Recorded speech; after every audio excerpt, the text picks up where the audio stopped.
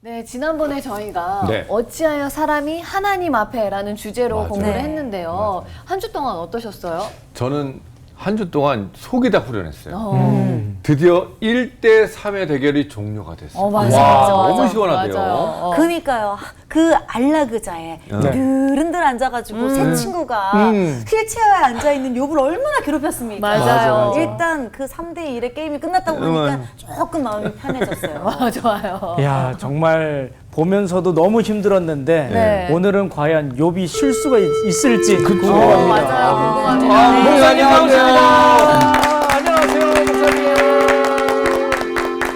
안녕하세요. 네. 네, 반갑습니다. 네. 네, 다 반갑습니다. 건강하게들 잘 지내셨습니까? 네. Knowledge is power라고 하는 말 들어보셨죠? 난리. 네. 아는 것이 힘이다. 네. 지식이 힘이다. 인생을 살아갈 때 많이 아는 것은 참 중요합니다.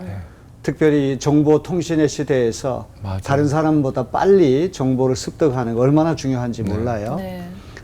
그런데 이 지식 또 정보 기술이라고 하는 것 중요하지만 그것보다 훨씬 더 중요한 게 하나 있습니다. 지혜라는 거죠. 지혜. 지혜하고 지식이라고 하는 건 어떻게 다르나요?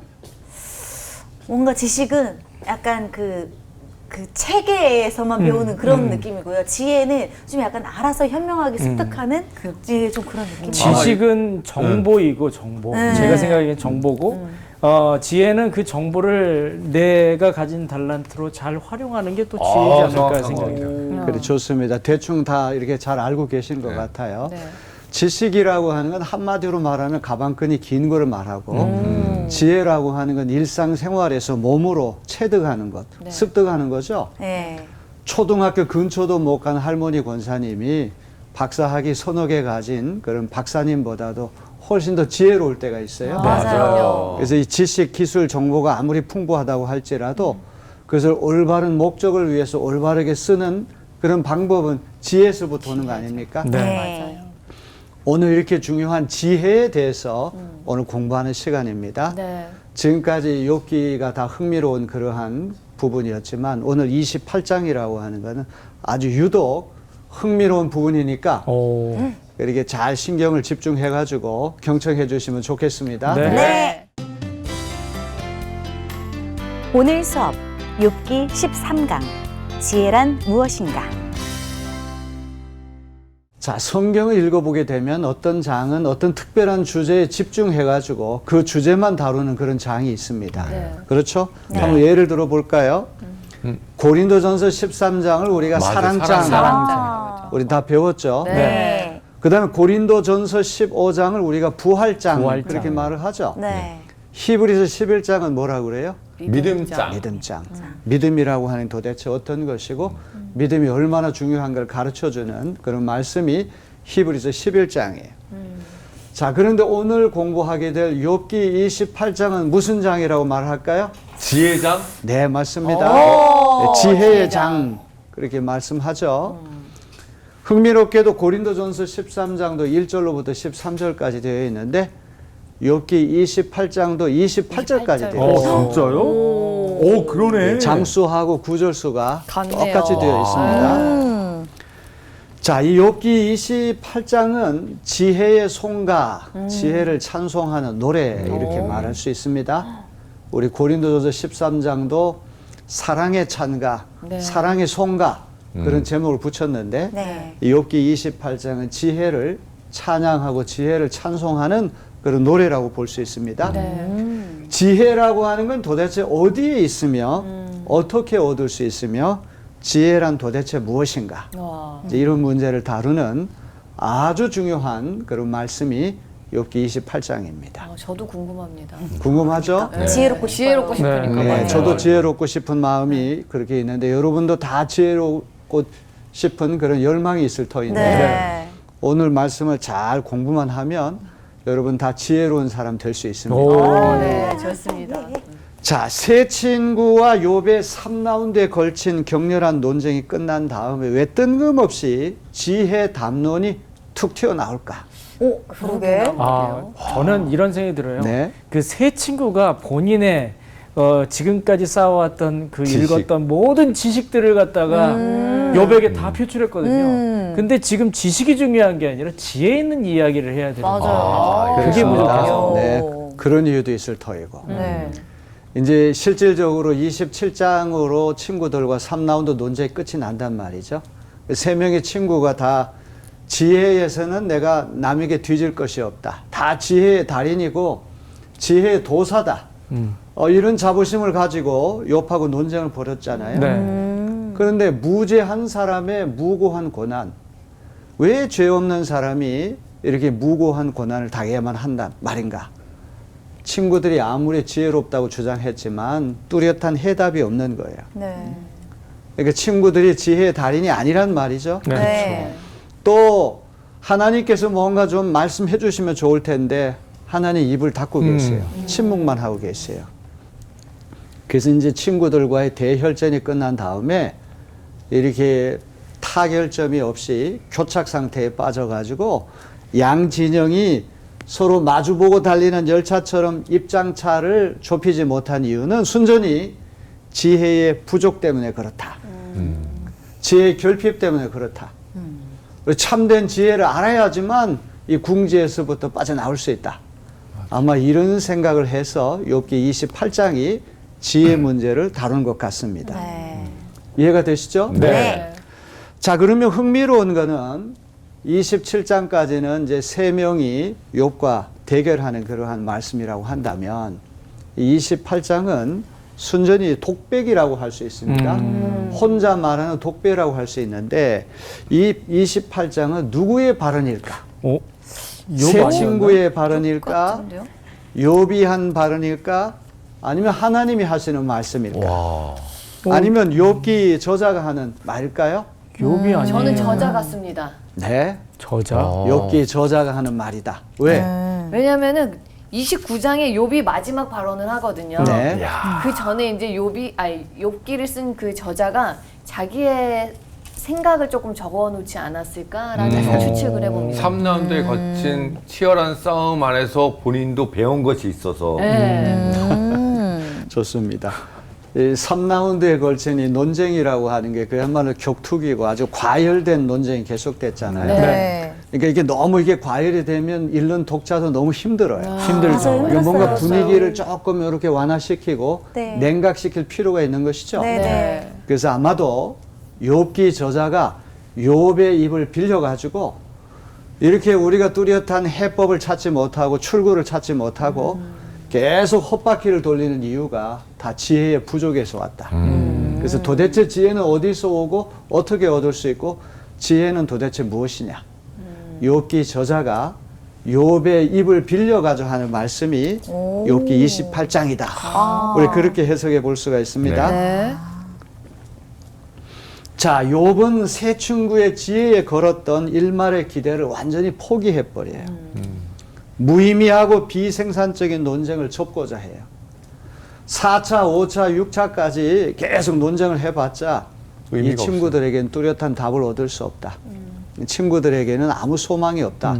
이제 이런 생각을 하게 된 것이죠. 네. 자신이 처한 딜레마에서 빠져나오기 위해서는 비상한 지혜가 필요하다. 그래서 오직 지혜를 얻는 길만이 현재의 장벽을 뚫고 결정적인 출구를 찾을 수 있다. 이제 이런 생각 때문에 욥기 28장이 지혜 문제를 집중적으로 다룬다. 이렇게 볼 수 있는 것입니다. 네. 28장은 욥이 논쟁에 과열된 분위기를 반성하면서 지금까지 목숨을 걸고 씨름해온 무고한 고난의 기원과 종결, 무고하다고 하는 말은 난센스, 뭐가 의미가 없는 거야. 네. 뚜렷한 이유가 없는 거야. 아무런 이유도 없이 뚜렷한 목적도 없이 가치도 없이 그런 무고한 고난은 도대체 어디에서 오느냐. 이 기원의 문제, 네. 또 종결. 자, 이런 무고한 고난은 어떻게 끝이 나야만 하는가.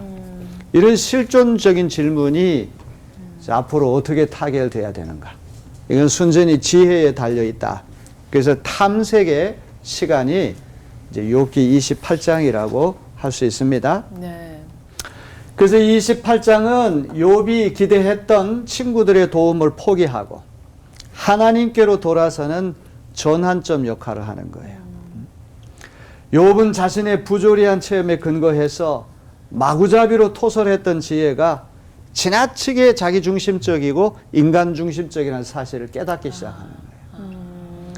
그래서 이제 나중에 이제 38장부터 41장까지 이제 하나님이 짠 하고 나타나셔가지고 네. 욥하고 대화 나누는 장면이 나오는데 왜 내가 이렇게 무고한 고난 당합니까? 하나님이 시원하게 대답을 해주시는 것이 아니라 오히려 70가지 이상의 질문을 퍼붓고 계시거든요. 아, 그건 왜 그러냐 하면 네가 그렇게 주장하는 건 어디까지나 네 생각이지 인간의 생각하고 하나님의 생각은 다르다. 그 옛날 개그 콘서트 같은 데 보면은 그건 네 생각이고 조금만 해라. 그런 말 하죠. 네 생각이고. 그건 네 생각이고 그런 말 하죠. 네. 네. 네가 이렇게 억울하다고 막 이렇게 날뛰는 것은 어디까지나 너의 좁은 세계관, 너의 좁은 체험에서부터 나오는 것이지 하나님의 생각은 사람의 생각과 다르다. 그래서 욥기가 이렇게 지향하는 중요한 목적 중에 하나는 인간 중심의 세계관, 사람 중심의 어떤 이런 자연관 이런 것들을 전복시키는 것. 하나님의 생각과 인간의 생각이라고 하는 게 다르다고 하는 것을 보여주는 책이 욥기이기도 합니다. 네. 그래서 이제 하나님의 지혜로 방향을 이제 바꾸는 거예요. 장차 38장부터 41장에서 전개될 하나님의 현현, 하나님의 나타나심을 준비하는 징검다리 구실을 하는 그런 말씀이 여기 28장입니다. 네. 자, 그러면 지혜는 어디에서 어떻게 찾을까? 첫 번째로 이제 욥기 저자가 말씀한 아주 중요한 건 지혜는 꽁꽁 감추어져 있다. 오리무죽이다. 어디에 있는지 아무도 모른다. 그래서 이제 여기 채광 기술을 총동원해가지고 어디에 뭐 금은보화, 진귀한 보석이 묻혀 있다 그러면 천리 먼 길도 알아내가지고 찾아가서 기어코 이제 보석을 채굴해내고 마는데 네. 지혜는 어디에 있는지 아무도 모르는 거예요. 네. 그러네. 사람이 아무리 찾으려고 하고 고생을 해도 알 수가 없다. 이 지혜의 은닉성을 말씀한다고 하는 게 중요합니다. 네. 그 다음에 이 지혜는 접근이 불가능하다. 또 처분이 불가능하다. 이제 앞으로 이제 공부하겠지만 지혜는 사파이어, 다이아몬드, 청옥, 홍옥 이런 진귀한 보석들보다도 훨씬 더 값어치가 나가요. 도무지 값을 매길 수 없을 만큼 엄청나게 귀해요. 그런데 흥미로운 거는 지혜라고 하는 건 돈이 많다고 그래가지고 살 수 있는 것도 아니고 할 수 있는 것도 아니고 내가 왕이라서 천하의 권력을 다 갖고 있다고 그래가지고 내 마음대로 사고 팔 수 있는 게 아니에요. 맞아요. 누가 마음에 드는 사람이 있다고 해서 줄 수도 없는 거잖아요. 줄 수도 맞아요. 없는 거죠. 그럼 지혜는 어디서부터 올까요? 저는 위기 속에서 온다고 봐요. 위기 속에서. 위기 속에서 네.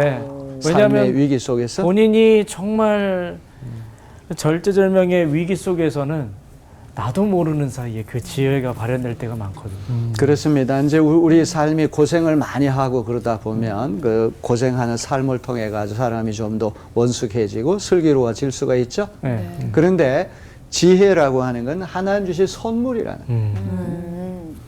어디에 있는지도 못하고 어떻게 찾을 수도 없는 거. 하나님이 사모하는 자에게 주시는 선물이야. 고생 많이 하고 위기 많이 겪는다 저절로 지혜로워지는 건 아니죠. 아니죠.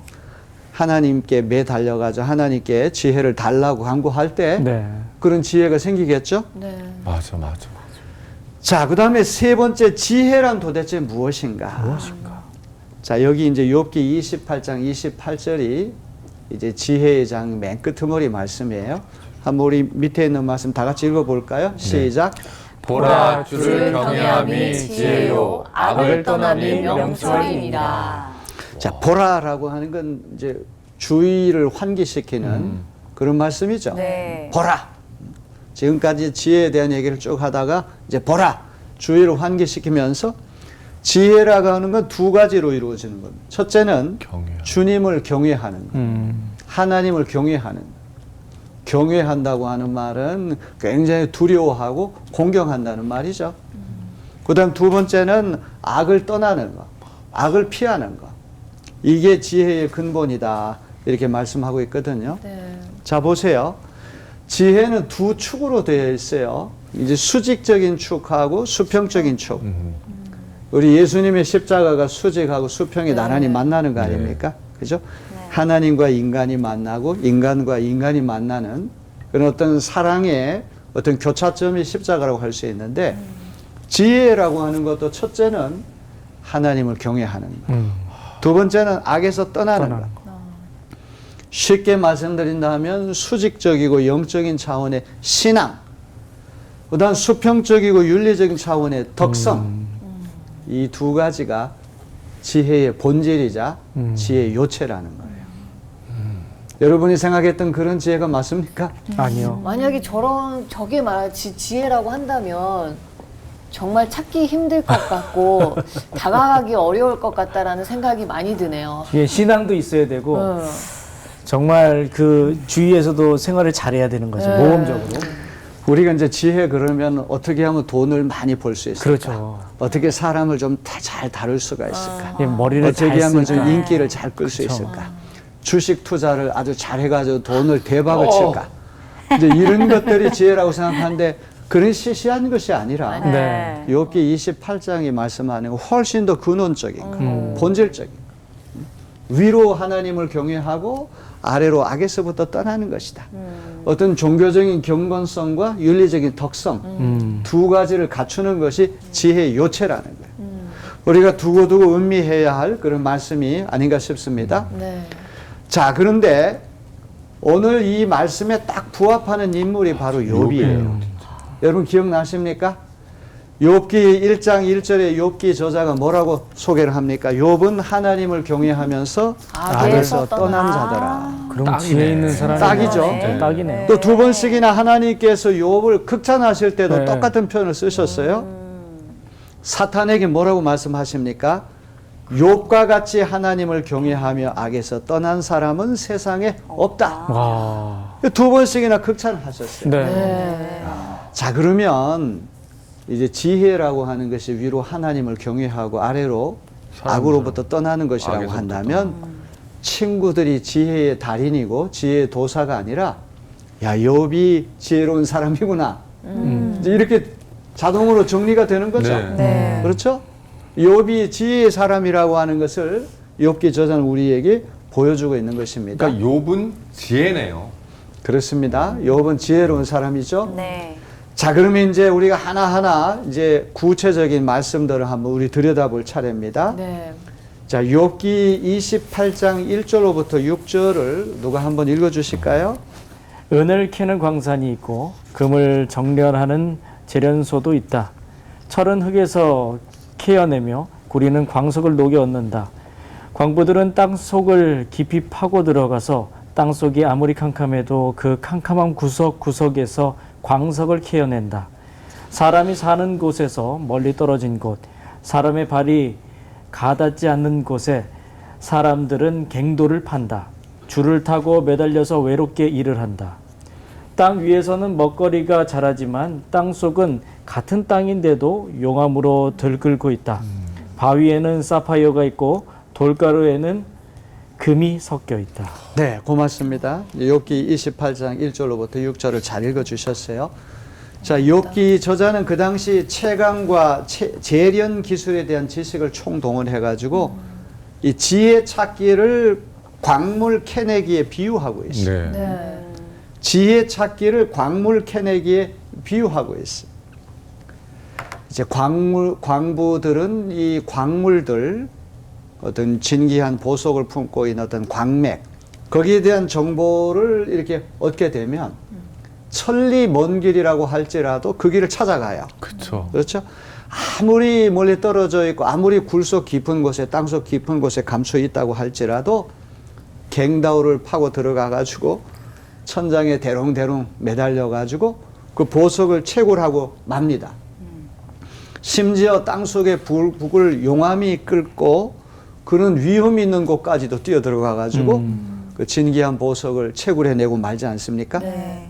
자, 이제 이런 이야기를 하는 이유는 지혜는 그렇게 우리가 어디에 있는지 알고 또 그 길을 찾아가 쉽게 발견할 수 있는 것이 아니다. 이제 이거를 비교하기 위해서 하는 말씀이에요. 네. 자, 28장 7절로부터 11절을 누가 읽어보세요. 솔개도 거기에 이르는 길을 알지 못하고 매의 날카로운 눈도 그 길을 찾지 못한다. 겁없는 맹수도 거기에 발을 들여놓은 일이 없고 무서운 사자도 그곳을 밟아본 적이 없다. 사람은 굳은 바위를 깨고 산은 산을 그 밑뿌리까지 파들어간다. 바위에 굴을 뚫어서 각종 진귀한 보물을 찾아낸다. 강의 근원을 찾아내고 땅에 감추어진 온갖 보화들을 둘치어낸다. 참 그 광부들의 실력이 대단합니다. 그죠? 네. 매서운 눈매를 가진 매나 독수리, 사자와 같은 맹수도 밟아본 적이 없는 산과 강의 근원까지 치고 들어가서 광맥을 찾아내는 거예요. 바위를 깨고 뚫고 산 밑뿌리를 파고 들어가서 진귀한 보물을 하나둘 다 이렇게 파내지 않습니까? 네. 이렇게 보석을 이렇게 잘도 캐내는 사람이 정작 지혜는 어디에 있는지 모른다. 지금 이 말씀을 하려고 이걸 비교하기 위해서 하는 거예요. 네. 자, 채굴 작업에서 주목해야 할 용어가 세 개 있습니다. 첫째는 장소. 이 장소는 사람이 사는 곳에서 멀리 떨어졌고 사람의 발길이 닿지 않는 곳 이렇게 되어 있어요. 장소를 주목해야 할 이유는 야, 지혜는 도대체 어디 있지? 지혜가 묻혀 있는 곳은 어디야? 지혜를 찾을 수 있는 곳은 어디야? 지금 욥기 저자가 지혜의 장소를 알기 위해서 지금 이 비유를 쓰는 거예요. 네. 그다음에 두 번째는 거기에 이르는 길, 이제 목적지를 알았으면 거기를 어떻게 찾아가는지 또 길을 알아야 되는 거 아닙니까? 네. 광맥에 이르는 길은 솔개나 독수리, 사자와 같은 야생 짐승도 알지 못하는 감추어진 길이야. 그런데 이 금은 보석을 찾을 때는 그 감추어진 길도 기가 막히게 알아내가지고 찾아가고 말아. 근데 지혜는 그 길이 어디에 있는지 모른다. 이제 그 말씀을 하려고 하는 거예요. 그런데 세 번째 이 발견이라고 하는 건 뭐예요? 숙달된 광부들이 그 장소와 그 길을 찾아내 진귀한 보물을 발견해낸다는 말이에요. 근데 지혜는 어디에 있는지 장소도 모르고 장소를 모르니까 찾아가는 찾을 수도 길도 없죠. 모르고 그렇죠. 네. 발견도 할 수가 없어. 꽁꽁 감추어져 가지고 우리 시야에서 사라져 버렸어요. 아무도 그 지혜를 자기 마음대로 찾을 수가 없다고 하는 것을 지금 말씀하는 것입니다. 네. 자, 욥이 광부와 광산과 채광 기술을 비유로 들어 강물 찾기 과정을 설명하는 이유는 뭡니까? 지금까지 말씀드렸죠. 첫째로 지혜는 그 감추어진 장소와 길을 발견하기가 어렵다. 지혜가 어디에 있는지, 어떻게 찾아가야 하는지, 또 그것을 실제로 발견해내기가 어렵다. 어렵다. 그 말씀을 하려고 하는 거예요. 자, 우리 욥기 28장 12절로부터 14절 한번 누가 읽어보실까요? 그러나 지혜는 어디에서 얻으며 쓸기가 있는 곳은 어디인가? 지혜는 사람에게서 발견되는 것이 아니다. 사람은 어느 누구도 지혜의 참 가치를 알지 못한다. 깊은 바다도 나는 지혜를 감추어 놓지 않았다 하고 말한다. 넓은 바다도 나는 지혜를 감추어 놓지 않았다 하고 말한다. 자, 여기 보세요. 지혜는 사람에게 손쉽게 발견되는 것이 아니다. 지혜라고 하는 엄청난 가치가 있지만 지혜가 도대체 어디 묻혀 있고 찾아가는 길도 모르고 그러니까 발견이 안 된다는 말이죠. 네. 지혜의 은닉성에 대한 말씀하고 있는 거예요. 그 다음에 두 번째로 지혜는 그 어떤 값을 치르고도 사고 팔 수 없다. 욥기 저자가 이것을 강조합니다. 우리 28장 15절로부터 19절 누가 한번 읽어보세요. 네, 읽어보겠습니다. 지혜는 금을 주고 살 수 없고 은으로도 그 값을 치를 수가 없다. 지혜는 오벨의 금이나 값진 루비나 사파이어로도 그 값을 치를 수가 없다. 지혜는 금보다 값진 것, 금잔이나 값진 유리잔보다 더 값진 것이다. 지혜의 값은 산호보다 수정보다 비싸다. 지혜를 얻은 것은 진주를 가진 것보다 값지다. 에티오피아의 토파즈로도 지혜와 비교할 수 없고 정금으로도 지혜의 값을 치를 수 없다. 네, 고맙습니다. 여기 추천시 여기 보면은 이 보석 이름이 많이 나오죠. 네. 잘 모르는 보석도 많은데. 혹시 여기 이 보석 가운데 하나라도 가지고 있는 보석이 있으세요? 금반지를 제가 금반지. 가장 흔한 돌잔치 때 받은 거? 금반지 하나가 있는데. 장모님 주신 금반지 하나 가지고 있다. 자, 여기 말씀해 보면은 그 당시 통용되던 네. 13가지 최고 보석 카탈로그 와우. 목록이 쫙 나와 있어요. 와우. 우리 한번 이지호 학생이 한번 이 목록 한번 읽어보세요. 13가지. 금, 은, 오빌의 금, 루비, 사파이어, 금, 금잔, 유리잔, 산호, 수정, 진주, 에티오피아의 토파즈, 정금. 우리 지호 학생은 이것 중에 제일 갖고 싶은 보석이 어떤 겁니까? 요즘 금값이 많이 올라서. 네. 다들 금을 좋아하시네. 아 근데 금의 종류도 많은데요. 네. 왜 다이아몬드가 금이 근데 2개인데요? 오빌의 금은 뭐 좀 오빌의 다른가 금은 보죠. 뭐죠? 금이 또 두 개인데? 그래서 금도 이제 다양한 종류의 금이 정금이 있었던 다른 것 같아요. 금도 있고 뭐 다른 금도 에티오피아의 토파즈가라고 하는 그런 보석이 어떤 건지 모르겠는데 네. 그런 보석 하고 싶지 않아요? 뭔지 모르지만 비싸면은. 자, 그 당시 요배 시대에 이 13가지 이 보석 카탈로그에 등장하는 보석들은 최고의 가치가 있는 보석들이에요. 어마어마한 아주 돈을 지불해야지만 사고 팔 수 있는 그런 보석들이에요. 그런데 지혜라고 하는 거는 이 13개 보석과 상대가 되지 않을 만큼 최고의 보배고 보배 중에 보배가 지혜다. 욥기 지자는 이걸 얘기합니다. 그렇구나. 하나님이 주신 선물인 지혜를 사모해야 돼. 아, 진짜 그 그래야 지혜만 되는데. 있다면 그런 보석 아무것도 아니야. 지호 씨 이제 필요 없잖아요. 지혜만 있으면 되니까. 이미 지혜가 있으니까. 그래도 뭐 썩 이렇게 아니 또 지혜로우면 뭐가 생길 수도 있죠. 인간의 속성. 미련을 버리지 못하는 것 같아요. 하나쯤은 그래도 하나쯤은. 자, 이제 잠언서 16장 16절을 우리 한번 다 같이 읽어볼까요? 시작. 지혜를 얻는 것이 금을 얻는 것보다 낫고 명철을 얻는 것이 은을 얻는 것보다 낫다. 잠언서라고 하는 책도 이제 지혜 문학의 이제 일종이기 때문에 지혜를 강조하지 않습니까? 네.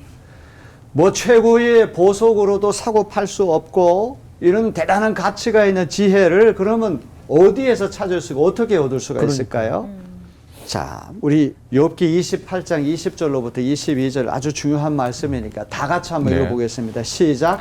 그렇다면 지혜는 어디에서 오며 슬기가 있는 곳은 어디인가? 모든 생물의 눈에 숨겨져 있고 공중의 새에게도 감추어져 있다. 멸망의 구덩이와 죽음도 지혜를 두고 이르기를 지혜라는 것이 있다는 말은 다만 소문으로만 들었을 뿐이다 하고 말한다. 지혜는 아주 꽁꽁 감춰져서 아무도 몰라요. 장소도 모르고 길도 모르고 도무지 발견할 수 없다고 하는 그런 말씀이죠. 네. 자, 보세요.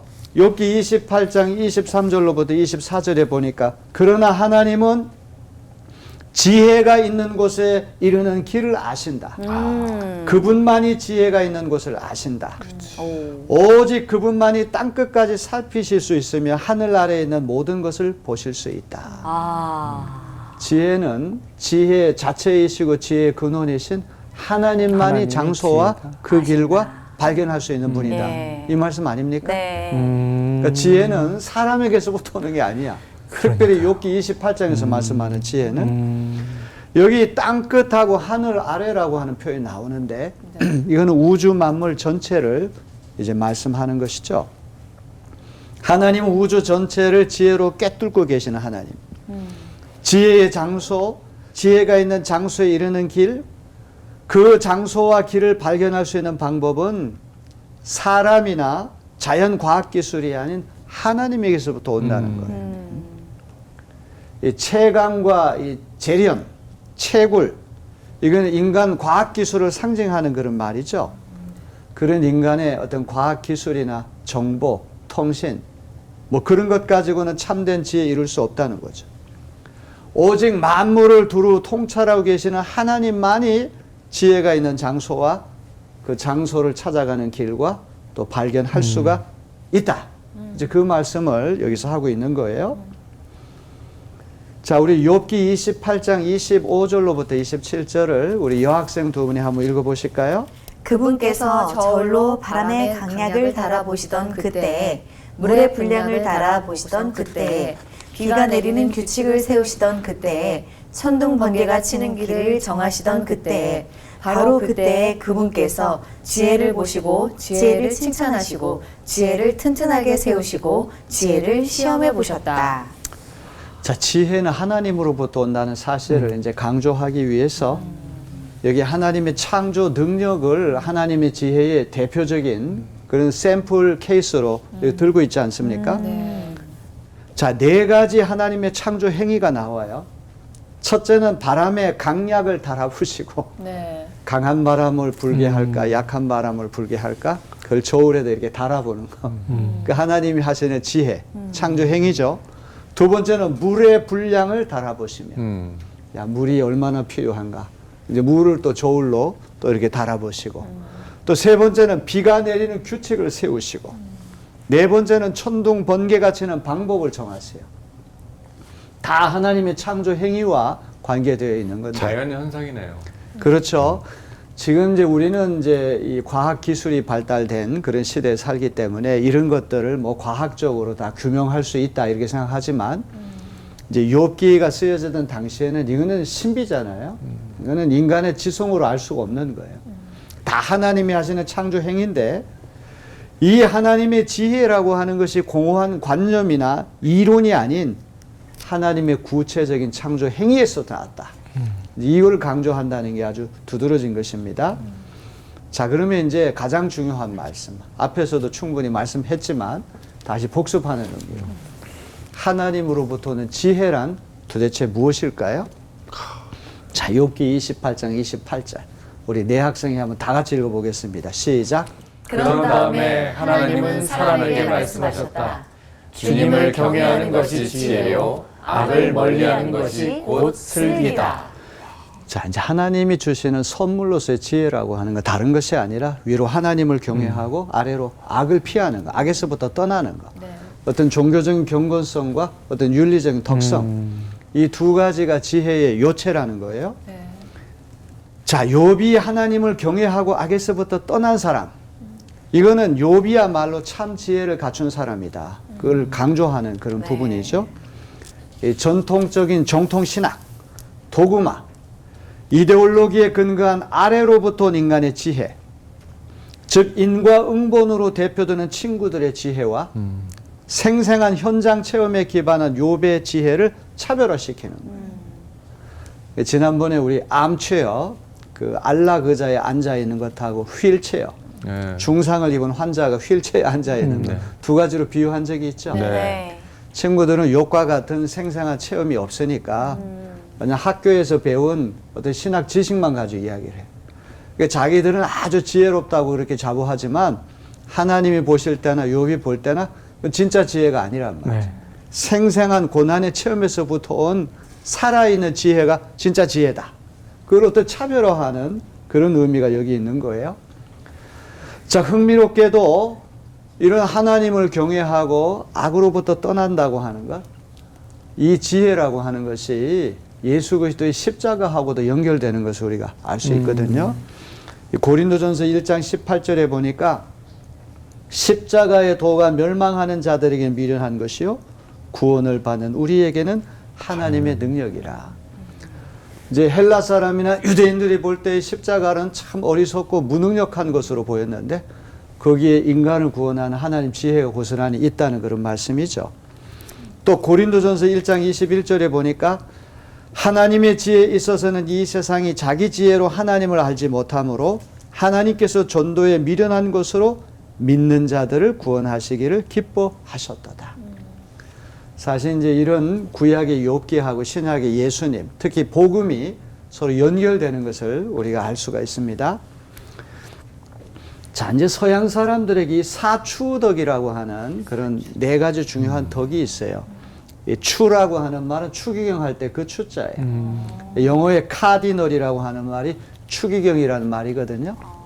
근데 카디널이라고 하는 말이 라틴어 카루도에서 왔는데 카루도라고 하는 말은 경첩을 이야기해요. 이 경첩이 뭔지 아시죠? 네. 네. 문을 열고 닫을 때 그 쇠붙이. 네. 그 경첩이 없이는 문을 열고 닫을 수가 없잖아요. 네. 아무리 좋은 문이라고 하더라도 경첩이 없이는 문은 무용지물에 불과한 거예요. 그렇죠? 그러니까 이 네 가지 덕은 우두머리 덕이고 어미덕으로서 이 네 가지 덕에서부터 새끼덕, 부하덕들이 쭉 파생된다. 서양 사람들 그렇게 생각한 거예요. 첫 번째 덕이 바로 지덕, 지혜라고 하는 거예요. 두 번째는 정의, 세 번째는 절제, 그 다음에 네 번째 용기. 지덕, 의덕, 절덕, 용덕 이 네 가지를 가장 중요한 사추덕 그렇게 말을 하거든요. 그 중에서도 이 지덕이라고 하는 것은 덕 중의 덕이고 덕들의 전차 마부다 그렇게 부릅니다. 전차를 끌고 가는 이 마부는 말의 생리를 정확하게 알아야 되죠. 네. 꼭 가야 할 방향으로 가야 되고 멈춰야 할 때 멈춰야 되고 이런 걸 통제해야 돼요. 그러니까 지혜라고 하는 것이 우리 인생에서 가장 중요한 길잡이 노릇을 한다. 그런 의미에서 이제 이런 말씀하는 것이죠. 자, 그 다음에 이제 지혜라고 하는 걸 어떤 분이 저렇게 정의를 내렸어요. 최고의 목적에 이르는 최선의 길. 여기 the best end라고 하는 말하고 the best way라고 하는 말이 있어요. 우리가 인생을 살아갈 때 가장 높은 목적을 설정하는 거 중요하잖아요. 그런데 아무리 최고의 목적을 우리가 설정했다고 할지라도 가장 좋은 그 길에 이르는 수단과 방법을 우리가 쓰지 않는다면 우리는 지혜로운 사람 될 수가 없는 거예요. 이 과학 기술, 이 정보라고 하는 것, 통신이라고 하는 것은 굉장히 편리하고 우리에게 엄청난 이득을 주죠. 맞아요. 그런데 무엇이 좋고 무엇이 나쁘고 무엇이 옳고 무엇이 그르고 무엇이 참된 가치가 있고 이런 것들은 안 알려주잖아요. 그죠? 그래서 이런 도덕적인 가치 판단까지는 과학기술이 줄 수가 없는 거예요. 그래서 우리 기독교 신앙이 이런 과학기술 시대에 여전히 필요한 것은 우리가 성경을 읽으면서 어떤 것이 옳은 길이고 어떤 것이 가장 가치 있는 길인가를 알 수 있기 때문에 그런 것이죠. GPS, 내비게이션이라고 하는 게 얼마나 필요합니까? 저 부산까지 간다고 할 때 우리가 잘 몰라도 그것만 딱 작동시키면 잘 갈 수 있죠? 네. 네. 이게 이제 과학기술 아닙니까? 그런데 이거 아무리 편리하다고 할지라도 제일 중요한 건 뭐예요? 목적지를 정확하게 입력을 해야 돼. 목적지를 바로 알아야지만 어떤 이 과학기술이라고 하는 것이 굉장히 편리하게 되는 것이지 목적지를 잘못 입력하면 그건 또 피해를 주는 거예요. 그렇죠.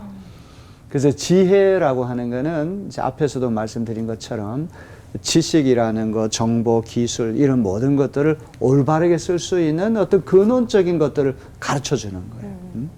그래서 학교에 가서 우리 공부 많이 못했다고 할지라도 이게 하나님을 경외하고 악에서 떠나는 지혜를 체득하게 되면 우리는 최고의 목적에 이르는 최선의 길을 아는 사람이 될 수가 있는 것입니다. 자, 이제 맨 끄트머리에 야고보서 1장 5절 말씀 우리 한번 다 같이 읽으면서 오늘 강의를 마칠까요? 네. 다 같이 읽겠습니다. 시작. 너희 중에 누구든지 지혜가 부족하거든 모든 사람에게 후히 주시고 꾸짖지 아니하시는 하나님께 구하라. 그리하면 주시리라. 너무나 아름다운 말씀이죠. 네. 이제 여러분 가운데 지혜가 많은 사람 없죠? 네. 다 우린 지혜가 부족합니다. 부족해가지고 실수하고 네. 실패할 때가 많아요. 지혜가 부족하면 모든 사람에게 후하게 주시고 책망하지 않으시는 하나님께 구하라. 그러면 지혜 그 자체이시고 지혜의 근원이신 하나님께서 지혜를 우리에게 선물로 주신다는 거예요. 자, 이제 지금까지 아주 설전, 아주 대격투기만 보다가 오늘 28장은 조금 이렇게 가라앉는, 조금 이렇게 완화시키고 완충하는 그런 역할을 했어요. 그렇죠? 네. 네. 다 이제 모든 것이 이게 다 지혜의 부족 때문에 뚜렷한 해법이 없다, 출구가 없다. 지혜 문제를 딱 끌고 들어오는 것도 나름대로 이유가 있는 것이죠. 오늘 강의 잘 들으셨습니까? 네. 네. 여러분 네 분이 다 지혜로운 분들 됐으면 좋겠어요. 아멘. 지혜가 많은 분들 됐으면 좋겠습니다. 자, 오늘 수고 많으셨습니다. 감사합니다. 저도 많이 힘들고 아 내일이 오지 않았으면 좋겠다라고 막 진짜 힘에 너무 붙여가지고 죽고 싶을 때 하나님께 기도를 하니까 그때 해결 방법이 생각나는 게 바로 그 지혜였더라고요. 아, 오늘 진짜 저 개인적으로도 너무 뜻깊은 시간이 아니었나 하는 생각이 듭니다. 아니, 저는 강의 들으면서도 계속 생각을 했었는데, 우리 강준 씨가 얘기했잖아요. 우리가 보지도 못하고 그랬으면 만약에 지혜를 만났을 때 이게 진짜 지혜야? 라고 어떻게 알 거냐고 아까 질문을 하셨는데, 저는 그 질문을 계속 생각하면서 강의를 들었는데, 하나님을 알게 되면 진정한 지혜가 맞아요. 어떤 것인지 알게 되겠구나 라는 거를 느끼는 시간이었습니다. 네. 이지효의 오늘의 주크박스. 이름을 달았어요. 예, 하나님을 닮아서 하나님께서 주시는 이 지혜를 잘 받아서 똑똑한 여자가 되어야겠다는 생각이 들어가지고요. 똑똑한 여자. 당신은 똑똑한 여자. 백사랑 똑똑한 여자. 지혜로운 여자, 새로운 여자. 이리 보고 저리 봐도 매력이 넘쳐 흘러요. 똑똑한 여자가 되겠습니다. 자, 오늘은 지효 씨의 노래로 마무리 짓도록 하겠습니다. 한 주 동안 힘내시기 바랍니다.